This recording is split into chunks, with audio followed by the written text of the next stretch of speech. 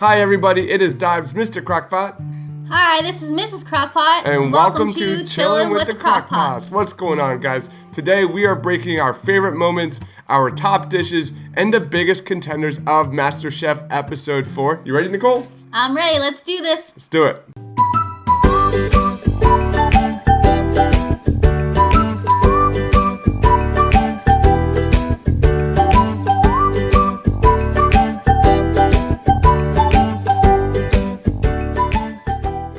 Alright guys, let's talk about favorite moments. I'll lead off. 100% the best moment of episode 4 was Morimoto! Yay! Morimoto is back. I am a huge fan of Iron Chef.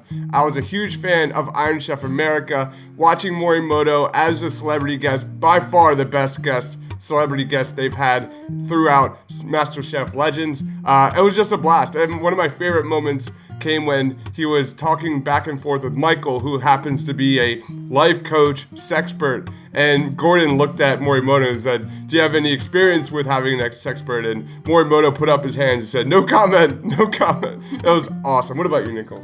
I really liked how they showed how he was cutting down the monkfish that they were working on today, and they showed every step that he was working on, which was awesome. Just showing how he did that and showing his knife skills was amazing. Yeah, legit good. Let's move on to favorite dishes of episode 4. It was a monkfish challenge, our first challenge with the top 15. And for me, I'm going kind of out of left field. I'm going out of the box. It wasn't the best dish, but I'm talking about Tay and his ability to improvise here in episode 4 really stood out to me. He started out cooking a blackened monkfish sandwich, and then literally 40 minutes into the challenge, he was told by Gordon Ramsay that it sucked and he needed to completely redo and revamp his dish, and he did it. And what he made was a jerk seasoned monkfish with rice and peas with only 20 minutes remaining. And the fact that he was able to accomplish that and improvise and adjust on the fly, I was really impressed. What was your favorite dish? All right, I'm gonna go with somebody that said that she has never cooked monkfish before. I believe that I think almost all the contestants said the same thing. She has also never eaten seafood. She says she doesn't like seafood, and I'm talking about Autumn.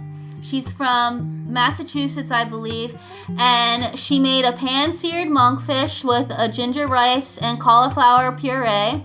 They said that her sauce that she made was really bright. What I thought was really cool about her, she traveled a lot to Japan, and she was even able to speak Japanese with Morimoto, which was really cool. But just to hear that her background wasn't in seafood before, and this is kind of like out of her wheelhouse there, I thought was really interesting to see that she was actually able to cook it really well, and they said that she was spot on.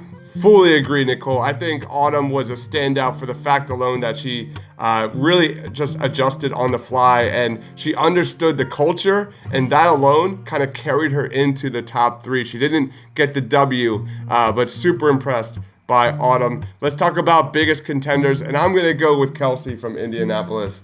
The fact that she had no experience making monkfish, the fact that this was completely out of her comfort zone, and she completely nailed the dish. She won the monkfish challenge with a pan-seared monkfish over cauliflower puree. She crushed the sauce.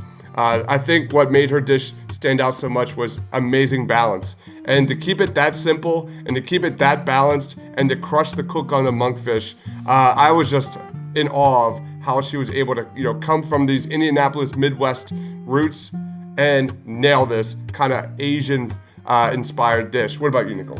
I am going to have to agree with Kelsey on this one.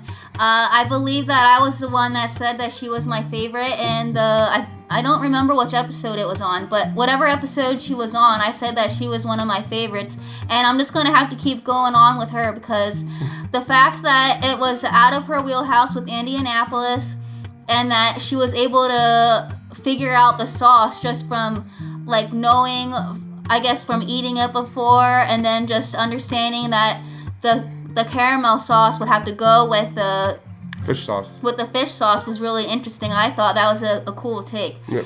So I think that was my favorite part with her.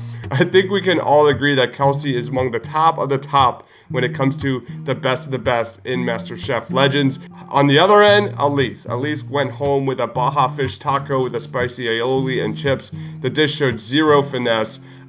She was a clear choice to be sent home this week. That wasn't really a surprise for anybody, I don't think. So that is our review of MasterChef Legends Episode 4. We'll be doing these every single week. Nicole, any final thoughts? Yes, I just wanted to give one more final thought that was from Aran. He said that there was a rule of thumb with cooking time. However long you cook something, that's how long you needed to rest. And I never heard that before. So I just wanted to let that out for you all that are listening. That was a really cool tip too, because as someone who has been smoking meats on the regular, I've been doing this for a long time. I never knew about that rule. Like, I always let my meats rest for at least 30 minutes to an hour, but the fact that it could be even longer, that was a really cool tip. All right, guys, thank you everybody for watching. We will see you next week.